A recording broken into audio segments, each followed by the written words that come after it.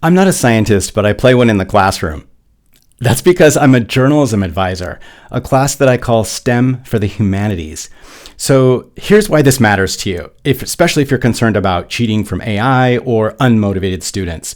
So it turns out that the process that journalists use to discover and report factual information is identical to the scientific method.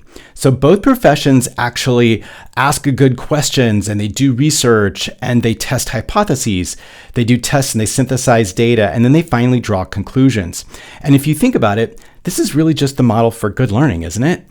So instead of giving assignments that have predetermined outcomes and scripted answers, which just make your assignments more cheatable, by the way, and students less interested in doing them, why not turn your class into a laboratory of inquiry? Challenge your students to ask good questions about your curriculum.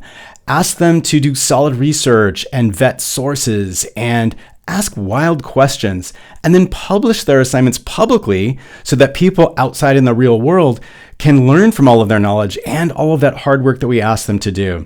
So I know all of this sounds crazy and wild, and you're thinking to yourself, I just teach fourth grade or I teach math. How would I ever do this? So I actually published a guide for how to do that. It's my book, Storytelling with Purpose: Digital Projects to Ignite Student Curiosity.